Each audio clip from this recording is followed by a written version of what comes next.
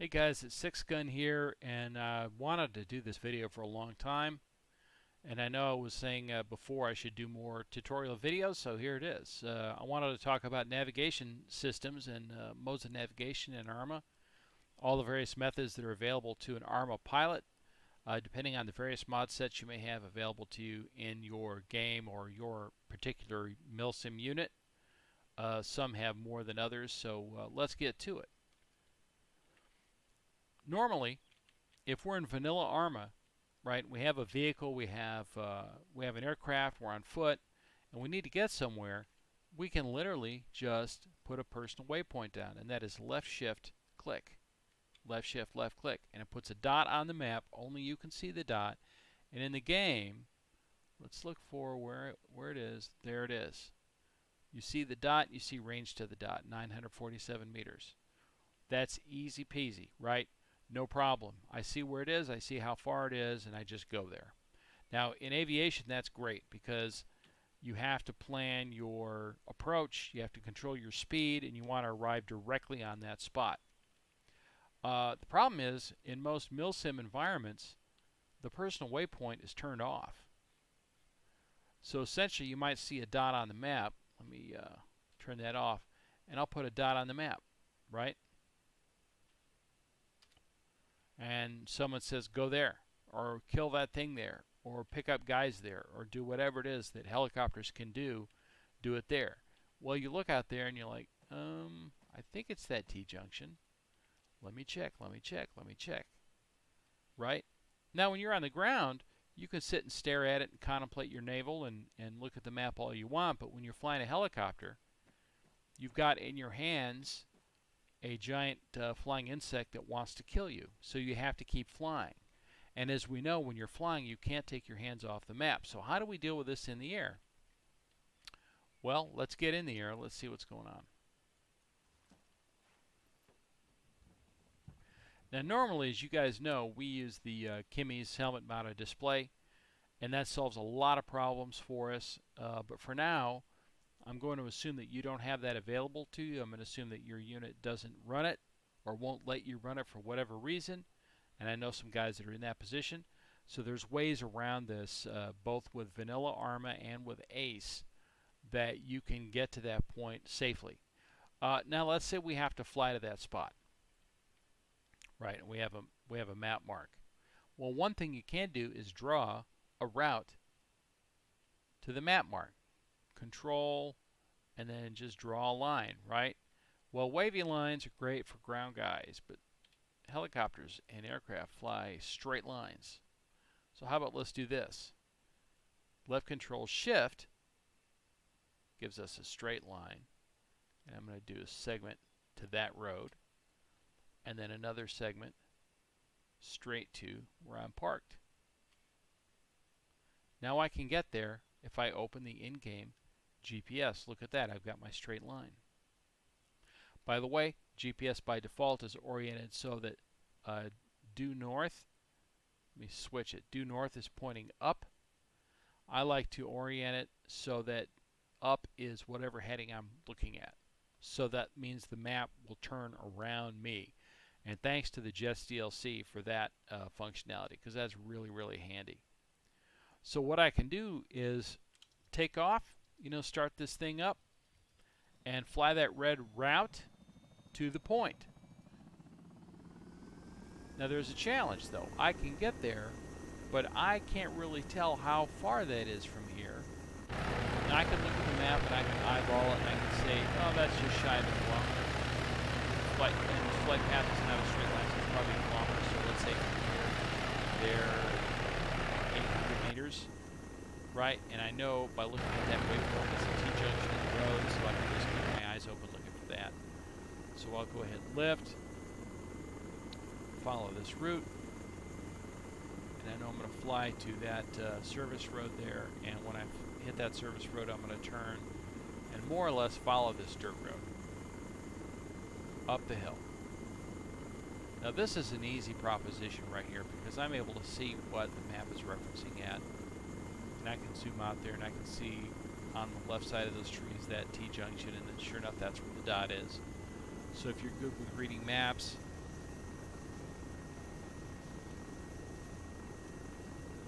far it is. You can plan your approach.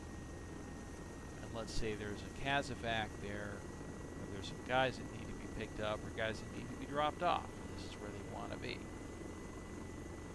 And just put it down.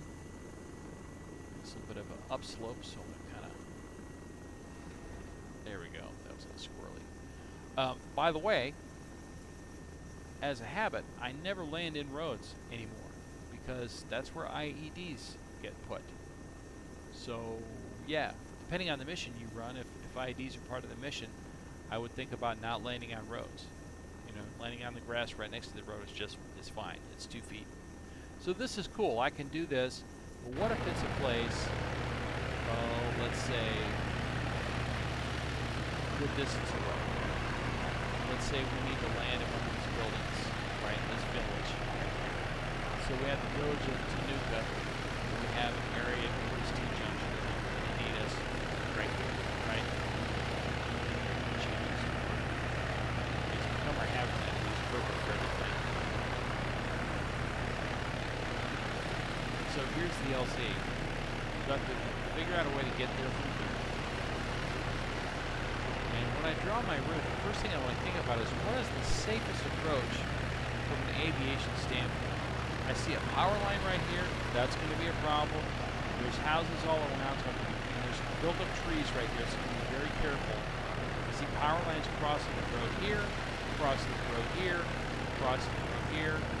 So, and I don't know if this is a 2-story or 1-story building. I'm not really sure what's going on. It's blind. Of course, if you have guys in that area, you want to ask them all this stuff.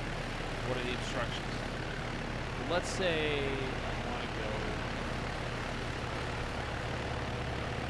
I'm just going to parallel these power lines until I get about here. And then I'm going to head out. From that point, I kind of straighten it. The great thing about the line drawing is while you're holding this down, you can zoom in the next second.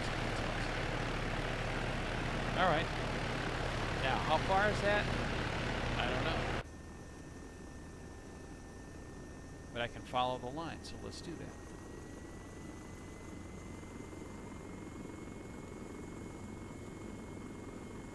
I know it's on the other island, so I'm going to go for some altitude. I'm going to get some speed, go full power, and just take my time. I know the town is in the middle of the big island.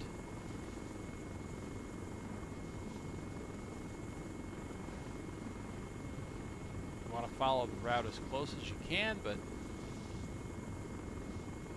fly for safety first, and everything else is secondary. So I almost think I can see that town in the middle, maybe? I'm not seeing with the drawing distance what's going on yet.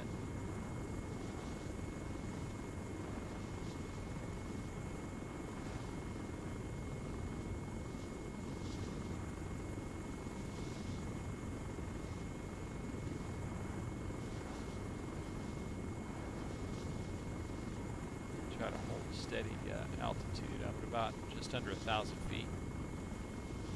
My radar altimeter is active, giving me distance above terrain.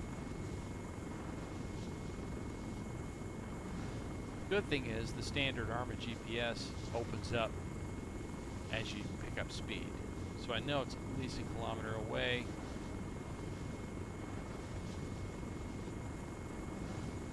And I'm seeing a bunch of buildings in there, and I think my LZ is in there, so I'm going to start thinking about descending.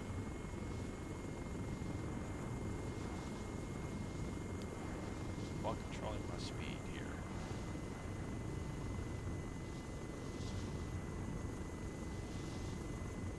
And I think I see that red, the multi-story red building, and I see a blue building past it, so I feel like my LZ's in that spot there.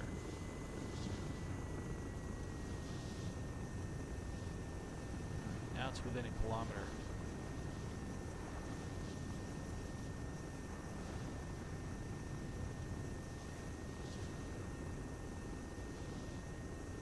Cut some speed now to get some more detail on my GPS. And I'm going to follow that road parallel, but I'm going to watch all these power lines because that's the big obstruction here. And again, you have this line drawn on the map, but you're not obligated to follow it to the inch. You're obligated to fly safely. That's your most important thing. And it looks like the LZ's on the other side of this blue roofed building. Nope, it's on the dirt road on the other side of this red roof building here.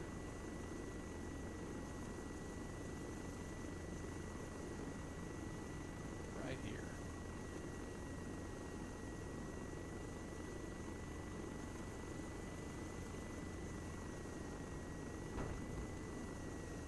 There it is, a little squirrely, but without any distance information, and it looks like I'm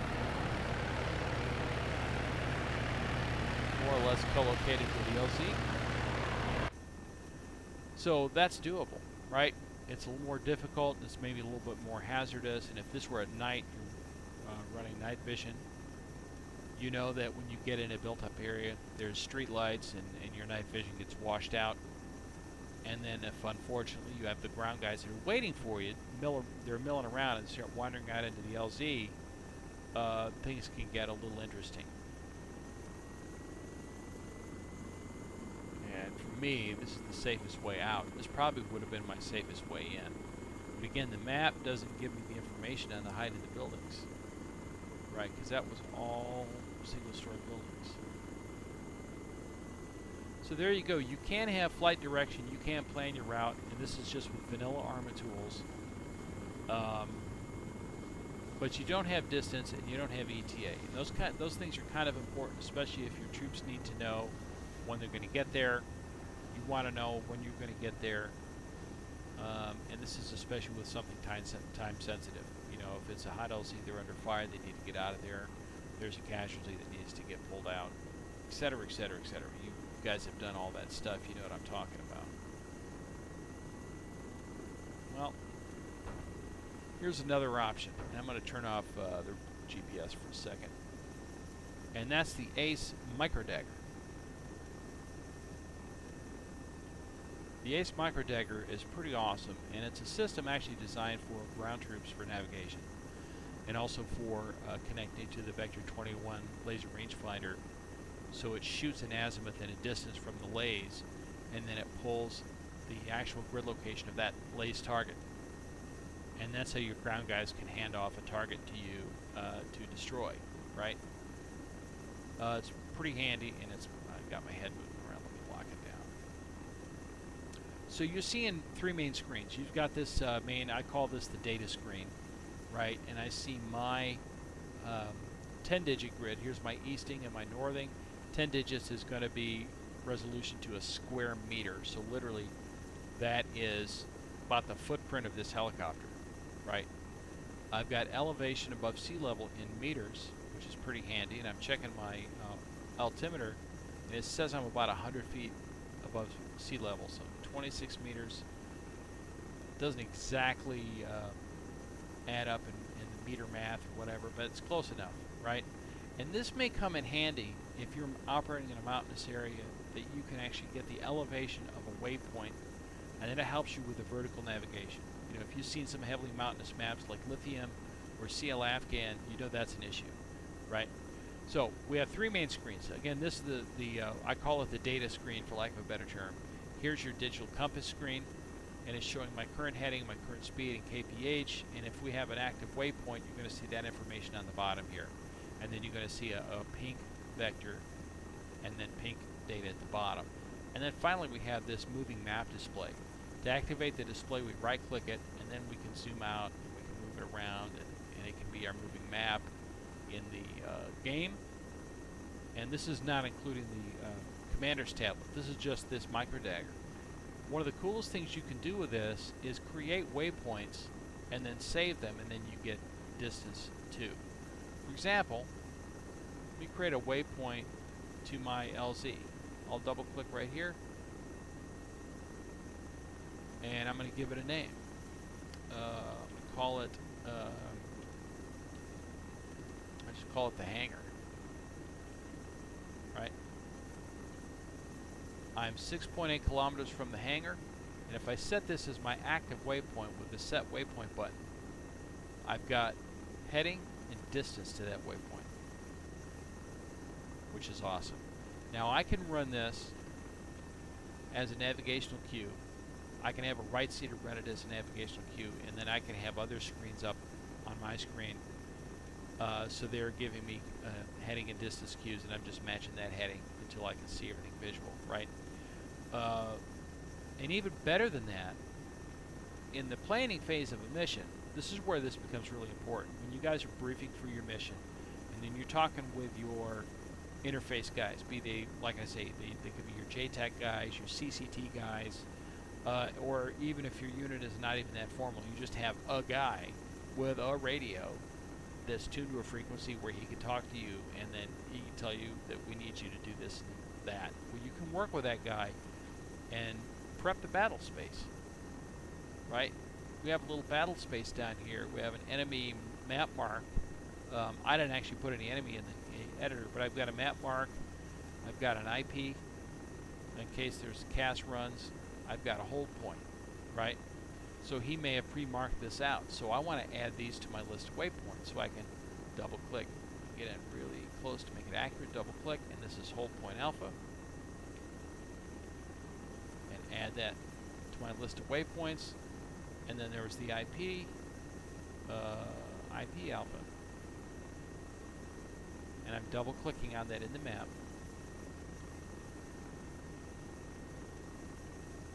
And then finally there's this enemy location, right? And let's assume that this was pre-briefed on the map, but we have a recon team who has eyes on, and they put the dot right there, which means they have eyes on it, and that's exactly what they saw. So you want to put your dot on their dot. So that when you're navigating, you have a pretty accurate view of what's going on. So let's, we have a list of waypoints that you want to do before you even start flying, right? Build your list of waypoints. You can be on the ground, talk to your guys, and then you have them all set up in the dagger. And then you select your first one, alpha, and there it is. Hit escape, and now I can navigate without any other information, without any advanced waypoint information, without Kimmy's helmet-mounted display. And I can navigate to that point. So that's going to be on my 2 o'clock at about just under 6 kilometers. Turn my head back on so I can Linda Blair myself around here. And I'm coming to the heading. Now from looking at the map, I recall that it is about roughly south or east-southeast of the enemy. So I kind of want to approach it from the opposite direction of the enemy, right? If you're approaching a hold point or an IP, you want to get there in a safe direction. So I'm going to fly a little bit until it becomes a little northwest. I'm going to maintain the heading I'm on. What am I on? About 257, 260. And I'm going to let that waypoint creep until it gets to about my, well, it's right on 270 now, so I guess I'll do that. And I'll fly direct west. And now we're kind of treating this like the old style non-directional beacons that general aviation used to use before the advent of GPS. And there basically is a beacon out there, it's a radio transmitter, and it gives you its distance information and where it's coming from, right? And I know from looking at the map, my hold point is near the coast, and I can very quickly check. We know how frustrating using maps are. Alright, it's right around this stand of trees here. And I'm about 1,200 meters, so I think I see this sort of swampy area that looks like it. That's probably close enough. What I'd like to do, if there's enemy back in that town, I want to tuck in under those trees to be at least visually occluded from the enemy.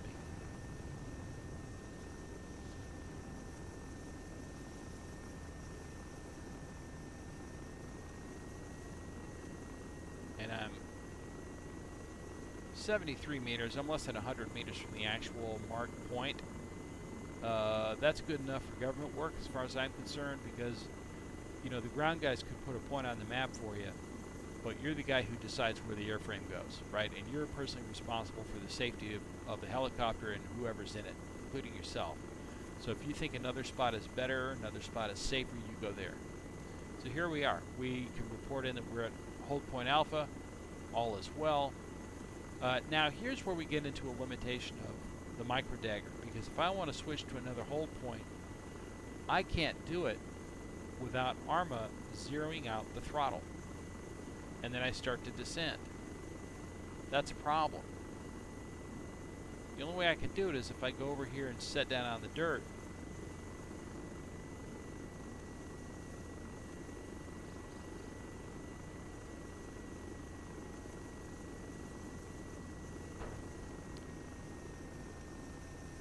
Now we can go up here, configure the micro dagger, and now to get to my waypoint list, I've got this area at the top of the screen. I click on, and I have some more features here.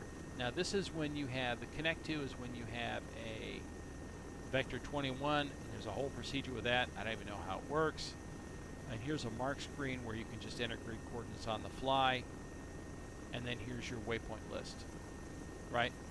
So I'm going to go to IP alpha. I'm 700 meters, 750 meters from IP alpha, so I can probably see that visually. So I'm going to mark the enemy company. 1.585, so they're about a mile from me, due straight west. And I'm assuming I'm in a gunship, let's see. And I've been called in to strike that target. But the ground guys have asked me to come at it from the south. How can I do that? Well, I'm monitoring that pink vector until I see it pointing to my north, which means I will be approaching from its south. It's probably not the best route. I was in full view of that target, I think.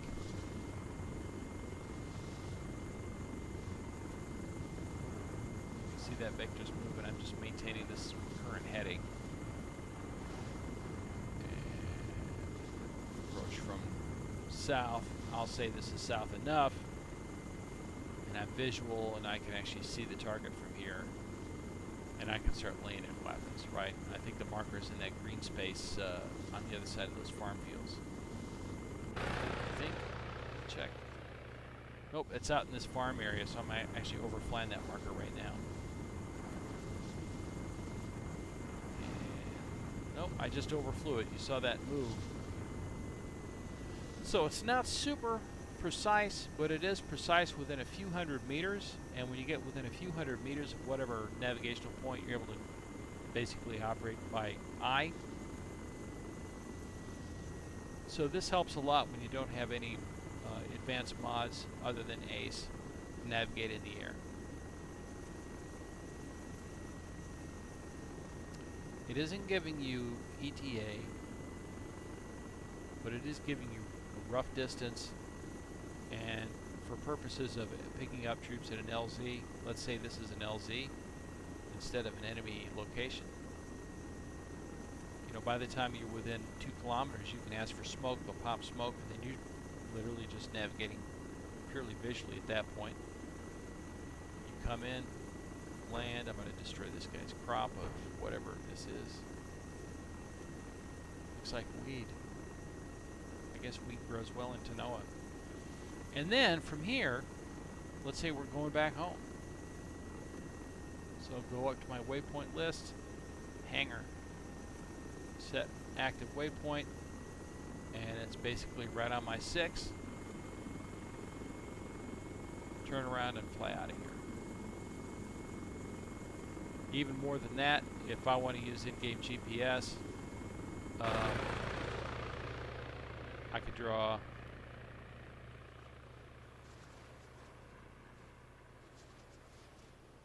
a line like that, and it kind of did that on the fly.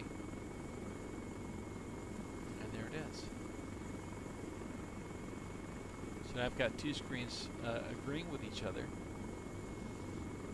Of course, one screen is giving me the route to fly, the other is giving me the exact location of my final destination.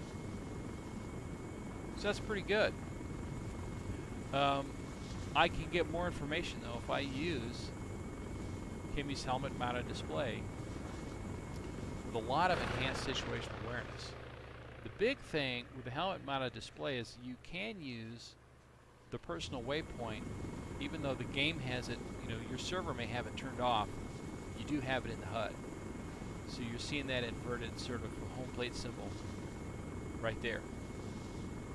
Now the 3.2 kilometer queue you're seeing there, that's from the game itself, so that may not be there. But now you're seeing that, and if you look at the lower left corner of my HUD, I've got WC, which means custom waypoint. I've got distance. Below the WC there's the speed, and then the 46, 45 you're seeing is ETA in seconds. So let's say I'm heading in, and this is to say nothing of all the navigation and flight, all the flight cues and the weapon, release cues and stuff you have from this mod. And I literally have everything I need to navigate, to aviate, to communicate, to destructicate, right, engage targets, kill bad guys, avoid killing good guys, pick up the good guys, set the good guys down, do casualty, pick up anything. And we like this helmet mounted display mod because it tells us all this information at once. Even though we have it, we will still employ the route lines in the GPS because it gives us a chance to do some proper flight planning so we can avoid hazards. I was probably mentioning that before, hazards to flight such as power lines, obstructions, terrain, enemy locations, the whole thing. So you've got a lot of options available to you depending on the level of mod sets that you have to accurately navigate in Arma 3. So hopefully that helps you guys out. Hopefully you enjoyed this video. Let me know if you enjoyed it, liked it. Be sure to subscribe and share the channel and all that stuff. Let me know what you want to see. I haven't been posting as much videos of late, but I'm going to hopefully start doing that more. And as always, you can check my live stream on Twitch. And you can follow me on Twitter, follow me on Steam, all that other stuff. So you guys take care. We'll see you next time.